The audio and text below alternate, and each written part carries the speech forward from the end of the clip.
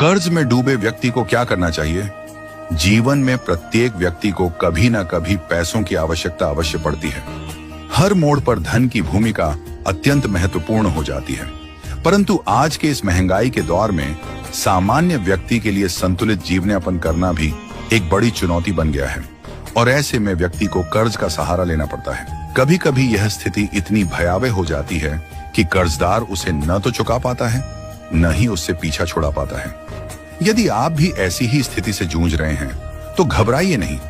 हर ताले की एक चाबी होती है और इस ताले की चाबी है आस्था, नियमित साधना और भगवान का शरणागत भाव। श्री हनुमान जी को संकट मोचन कहा गया है। वे अपने भक्तों के सभी संकट हरने में समर्थ हैं, चाहे वह मानसिक हो, शारीरिक हो या आर्थिक। मंगलवार का दिन हनुमान जी की उपासना के लिए विशेष शुभ माना गया है। इस दिन यदि श्रद्धा और नियम से कुछ विशेष उपाय किए जाएं, तो कोई भी व्यक्ति कर्ज के भंवर से बाहर निकल सकता है। कर्ज से मुक्ति के प्रभावशाली उपाय: हनुमान चालीसा का पाठ करें।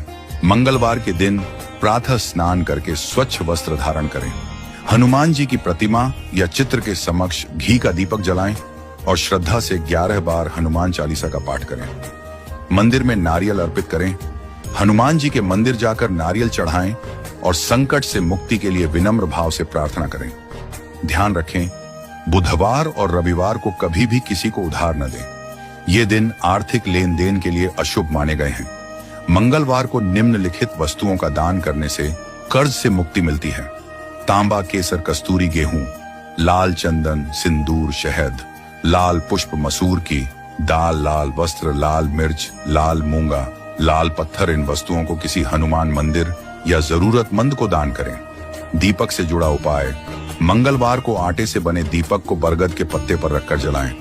5 पत्तों पर 5 दीपक रखें और उन्हें हनुमान मंदिर में अर्पित करें। यह उपाय लगातार 11 मंगलवार तक करें।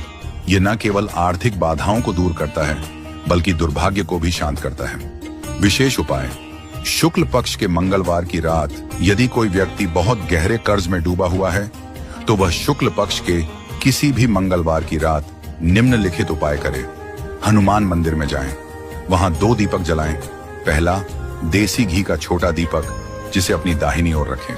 दूसरा, 9 बत्तियों वाला बड़ा दीपक, सरसों के तेल में 2 लौंग डालकर हनुमान जी के सामने रखें।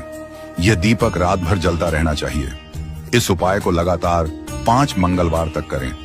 कर्ज जीवन का अंत नहीं है, यह एक आर्थिक स्थिति है जिसे धैर्य, विवेक और श्रद्धा से बदला जा सकता है।